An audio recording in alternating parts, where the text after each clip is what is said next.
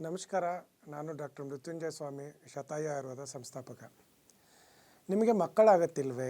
ಹಾಗಿದ್ದಾಗೆ ತಾವು ನೋಡಿರ್ಬೋದು, ಎಷ್ಟೊಂದು ಜನ ಏನೆಲ್ಲ ಪ್ರಯತ್ನಗಳು ಪಡ್ತಾರೆ, ಏನೆಲ್ಲ ಟೆಸ್ಟ್ಗಳು ಮಾಡಿಸ್ತಾರೆ, ಎಷ್ಟೆಲ್ಲ ಡಾಕ್ಟ್ರುಗಳ ಹತ್ರ ಹೋಗ್ತಾರೆ, ಏನೆಲ್ಲ ಆಸ್ಪತ್ರೆಗಳಿಗೆಲ್ಲ ಓಡಾಡ್ತಾರೆ. IVF ಮಾಡ್ತಾರೆ, IUI ಆಗುತ್ತೆ, IVF ಮಾಡ್ತಾರೆ, ಏನೆಲ್ಲ ಮಾಡಿದರೂ ಕೂಡ ತಾವು ನೋಡಿರ್ಬೋದು ಸಕ್ಸಸ್ ರೇಟು ತುಂಬ ಕಡಿಮೆ ಆಗಿಬಿಟ್ಟು ಎಷ್ಟೊಂದು ಜನಕ್ಕೆ ಮಕ್ಕಳೇ ಆಗ್ತಾಯಿಲ್ಲ. ಇಷ್ಟೆಲ್ಲ IVF ಸೆಂಟ್ರ್ ಇದ್ದರೂ ಕೂಡ ಮಕ್ಕಳು ಮಾತ್ರ ಆಗೋದು ತುಂಬಾ ಕಷ್ಟಪಡ್ತಾ ಇರ್ತಕ್ಕಂಥದ್ದು ನಾವು ಈ ದಂಪತಿಗಳಲ್ಲಿ ನೋಡ್ತಾ ಇರ್ತೀವಿ. ಯಾಕೆ, ಅದು ಏನು, ಹೇಗಾಗುತ್ತೆ, ಯಾಕಾಗುತ್ತೆ, ಅದರಲ್ಲೆಲ್ಲ ಬಗ್ಗೆ ಡೀಟೇಲಾಗಿ ತಿಳ್ಕೊಳ್ಳೋಣ. ತಾವು ನೋಡಿರ್ಬೋದು, ಈಗ ಹೆಣ್ಮಕ್ಕಳಲ್ಲಿ ಏನಾದರೂ ಆ ಪ್ರಾಬ್ಲಮ್ ಆಯಿತು ಅಂದರೆ ಲೋ AMH ಇದೆ, ಎಂಡೋಮೆಟ್ರಿಯಲ್ ಲೈನಿಂಗ್ ಪ್ರಾಬ್ಲಮ್ ಇದೆ, ಪೀರಿಯಡ್ ಸರಿ ಆಗ್ತಾಯಿಲ್ಲ, PCOD ಇದೆ, ಒಬೆಸಿಟಿ, ತುಂಬ ದಪ್ಪ ಇದ್ದಾರೆ, ಹಾರ್ಮೋನ್ ತುಂಬ ಇಂಬ್ಯಾಲೆನ್ಸ್ ಆಗ್ತಾಯಿದೆ, ಅಂದರೆ FSH, LH, ಪ್ರೊಲ್ಯಾಕ್ಟಿನ್ ಇವೆಲ್ಲ ಡಿಫ್ರೆನ್ಸ್ ಆಗ್ತಾಯಿದೆ ಅಂತ ಫೀಮೇಲಲ್ಲಿ ಹೇಳ್ತಾರೆ. ಇನ್ನು ಗಂಡು ಮಕ್ಕಳಲ್ಲಿ ಬಂತು ಅಂತಂದರೆ ತಾವು ನೋಡಿರ್ಬೋದು, ಅಲ್ಲೂ ಕೂಡ ಒಬೆಸಿಟಿ ಇರುತ್ತೆ, ಡಯಾಬಿಟೀಸ್ ಇರ್ಬೋದು, ಎರೆಕ್ಟೈಲ್ ಡಿಸ್ಫಂಕ್ಷನ್ ಇರ್ಬೋದು, ಪ್ರಿಮ್ಯಾಚುರ್ ಇಜಾಕ್ಯುಲೇಷನ್ ಇರ್ಬೋದು, ಅಥವಾ ಸ್ಪರ್ಮ್ ಟೆಸ್ಟ್ ಮಾಡೋಕ್ಕೆ ಹೋದಾಗೆ 0 ಕೌಂಟ್ ಇರುತ್ತೆ, ಅಥವಾ ಕೌಂಟ್ ಇರುತ್ತೆ ಅದರಲ್ಲಿ ಮೊಟಿಲಿಟಿ ಇರೋದಿಲ್ಲ. ಕೆಲವೊಂದು ಮೊಟಿಲಿಟಿ ಇದ್ದರೂ ಕೂಡ ಕೆಲವೊಂದು ಹೆಡ್ ಸರಿ ಇರೋಲ್ಲ, ಬಾಡಿ ಸರಿ ಇರೋಲ್ಲ, ಟೇಲ್ ಸರಿ ಇರೋಲ್ಲ. ಈ ಥರ ಎಲ್ಲ ತಾವು ನೋಡಿರ್ಬೋದು. ಅಜೂಸ್ಪರ್ಮಿಯಾ, ಒಲಿಗೋಸ್ಪರ್ಮಿಯಾ, ಅಸ್ಥೆನೋಜಸ್ಪರ್ಮಿಯಾ ಅಂತೆಲ್ಲ ತುಂಬಾ ಸರಿ ಇದೆಲ್ಲ ತಾವು ಕೇಳ್ತಾ ಇರ್ತೀರ. ಅದರಲ್ಲೂ ಕೂಡ ಗಂಡಸರಲ್ಲೂ ಕೂಡ ಹಾರ್ಮೋನ್ ವ್ಯತ್ಯಾಸಗಳು ಕೂಡ ತುಂಬ ಆಗುತ್ತೆ. ಥೈರಾಯ್ಡ್ ಇರ್ಬೋದು, ಟೆಸ್ಟೆಸ್ಟ್ರಾನ್ ಇರ್ಬೋದು, ಅಥವಾ FSH, LH, ಪ್ರೊಲ್ಯಾಕ್ಟಿನ್, ಪ್ರತಿಯೊಂದು ಕಡೆಯೂ ತಾವು ಕೇಳ್ತೀರ ಇದೆಲ್ಲ ಪ್ರಾಬ್ಲಮ್ ಇದೆ ಅಂತ ಡಾಕ್ಟ್ರೆ, ಅದಕ್ಕೆ ನಮಗೆ ಮಗು ಆಗ್ತಾಯಿಲ್ಲ. ಆಮೇಲೆ ತಾವು ಎಷ್ಟೊಂದು ಸರಿ ನೋಡಿರ್ಬೋದು, ಏನೆಲ್ಲ ಪ್ರಯತ್ನ ಪಟ್ಟಾಗ ಆಗದೆ ಇರುವಾಗೆ ಡಾಕ್ಟ್ರ್ ಹೇಳೋದು ಒಂದೇ ಒಂದು ಮಾತು, ಡೋನರ್ ಸ್ಪರ್ಮಿಗೆ ಹೋಗಿ ಅಥವಾ ಡೋನರ್ ಎಗ್ಗಿಗೆ ಹೋಗಿ, ಅಂದರೆ ನಿಮ್ಮ ಸ್ಪರ್ಮಿಂದ ಮಗು ಆಗಲ್ಲ, ಬೇರೆ ಸ್ಪರ್ಮ್ನ ಹಾಕಬೇಕು ಅಂತ ಹೇಳ್ತಾರೆ. ನಿಮ್ಮ ಎಗ್ಗಲ್ಲಿ ಮಗು ಆಗ್ತಾಯಿಲ್ಲ, ಬೇರೆ ಎಗ್ನ ತೊಗೋಬೇಕು ಅಂತ. ಸೊ ಎಷ್ಟಾದರೂ ಅದೊಂದು ಸೈಕಾಲಜಿಕಲ್ ಬ್ಯಾರಿಯರ್ ಆಗಿಬಿಡುತ್ತೆ. ಯಾಕಂದ್ರೆ ನಾವೆಲ್ಲ ಏನನ್ನೋದು, ನಾವು ನಮ್ಮದೊಂದು ಸುಖವಾದಂಥ ಒಂದು ಸಂಸಾರ ಇದ್ಮೇಲೆ ನಮ್ಮದೇ ಆದಂಥ ಒಂದು ಸ್ಪರ್ಮಿಂದ, ನಮ್ಮದೇ ಆದಂಥ ಒಂದು ಎಗ್ಗಿಂದ ನಮ್ಮ ಮಗು ಹುಟ್ಟಿದರೆ ತುಂಬ ಒಳ್ಳೆಯದು ಅಂತ ತುಂಬ ಜನರ ತಲೆಯಲ್ಲಿ ಅದು ಕೊರಿತಾ ಇರುತ್ತೆ. ಇದೇನಪ್ಪ, ಇದ್ದಕ್ಕಿದ್ದಂಗೆ ಇಷ್ಟೆಲ್ಲ ಪ್ರಯತ್ನ ಪಟ್ಟ ಮೇಲೆ ಡಾಕ್ಟ್ರ್ ಈ ಥರ ಹೇಳ್ತಾ ಇದ್ದಾರೆ, ಏನು ಮಾಡೋದು ಅಂತ ಚಿಂತೆ ಮಾಡ್ತಾ ಇರ್ತಾರೆ.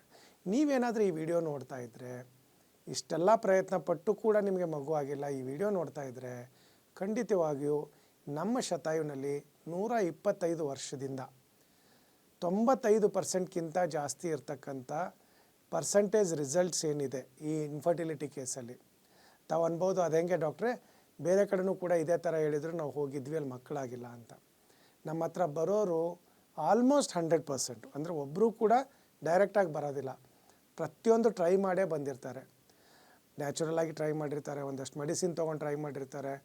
ಎಷ್ಟೊಂದು ಜನ ನಾವು ಕೇರಳಕ್ಕೆ ಹೋಗಿದ್ದೀವಿ ಡಾಕ್ಟ್ರೇ, ಬೇರೆ ಆಯುರ್ವೇದಿಕ್ ಟ್ರೀಟ್ಮೆಂಟು ತೊಗೊಂಡಿದ್ದೀವಿ ಅಂತ ಕೂಡ ಹೇಳ್ತಾರೆ. ಕೆಲವರು IUI ಮಾಡಿರ್ತಾರೆ, ಅಲ್ಲಿ ಸಕ್ಸಸ್ ಆಗೋಲ್ಲ.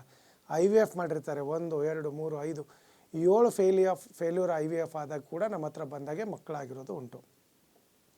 ಎಲ್ಲ ಕಡೆ ಪ್ರಯತ್ನ ಪಟ್ಟ ಮೇಲೆ ಎಲ್ಲೂ ರಿಸಲ್ಟ್ ಸಿಗದೇ ಇರುವಾಗ ಈ ಥರ ಎಲ್ಲೋ ಹುಡುಕ್ತಾ ಇರ್ತಾರೆ, ಏನಾದರೂ ಒಂದು ಹೋಪ್ ಸಿಗುತ್ತೆಯಾ, ಎಲ್ಲಾದರೂ ಒಂದು ಆಸೆ ಇದೆಯಾ ನಮ್ಮ ಲೈಫಲ್ಲೂ ಅಂತ.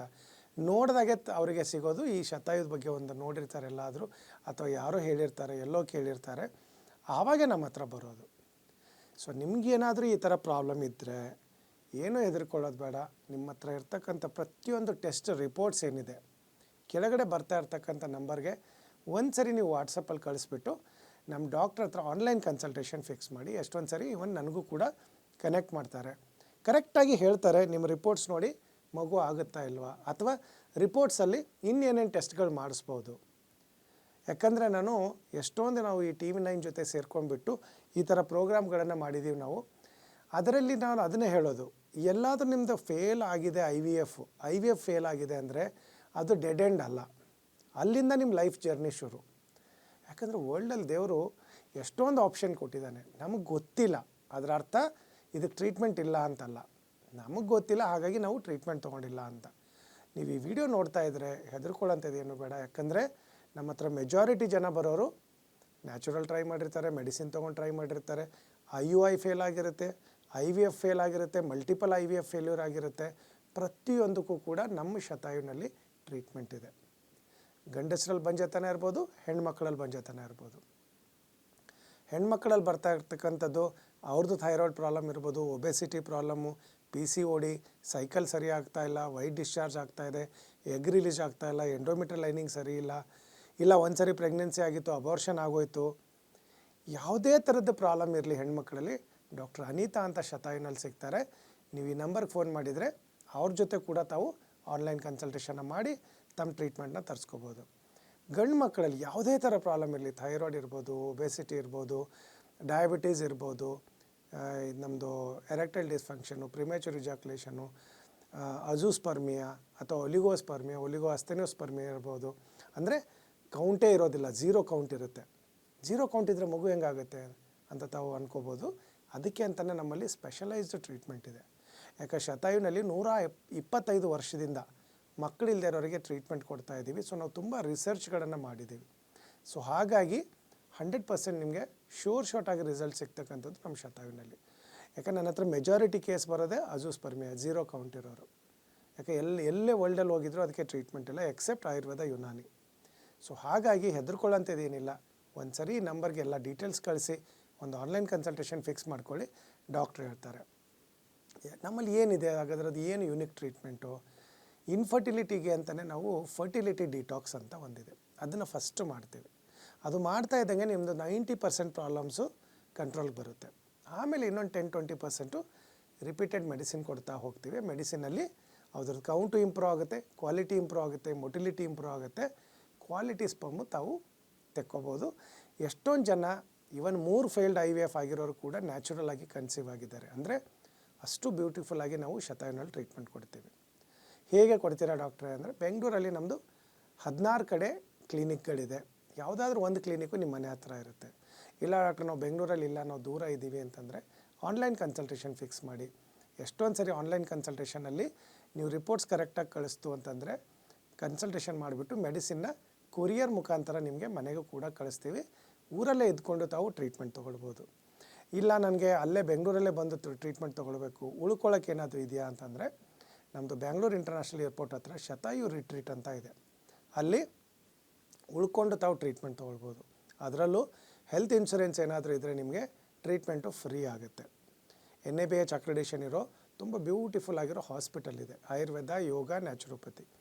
ಬ್ಯಾಂಗ್ಳೂರು ಇಂಟರ್ನ್ಯಾಷನಲ್ ಏರ್ಪೋರ್ಟ್ ಹತ್ರ 3 ಕಡೆ ಬೆಟ್ಟ, 1 ಕಡೆ ಕೆರೆ, ತುಂಬ ಚೆನ್ನಾಗಿದೆ. ಅಲ್ಲಿ ತುಂಬ ಸೆಲೆಬ್ರಿಟೀಸ್ ಕೂಡ ಬರ್ತಾರೆ, ಟ್ರೀಟ್ಮೆಂಟ್ಸ್ ತೊಗೊಳ್ತಾರೆ. ನಿಮಗೇನಾದರೂ ಝೀರೋ ಕೌಂಟ್ ಇದ್ದು ಫೇಲ್ಡ್ IVF ಆಗಿದೆ, ಕನ್ಸೀವ್ ಆಗೋಕ್ಕಾಗ್ತಾಯಿಲ್ಲ, ಮಕ್ಕಳಾಗ್ತಾಯಿಲ್ಲ ನಮಗೆ ಅಂದರೆ ಇನ್ಮೇಲೆ ಮಾತ್ರ ಹೆದರ್ಕೋಬೇಡಿ. ತಮ್ಮದಿರೋ ರಿಪೋರ್ಟ್ಸ್ನ ಕಳಿಸಿ ಕರೆಕ್ಟಾಗಿ ಟ್ರೀಟ್ಮೆಂಟ್ ತೊಗೊಂಡ್ಬಿಟ್ಟು ಆರಾಮಾಗಿ ಮಗು ಪಡ್ಕೋಬೋದು.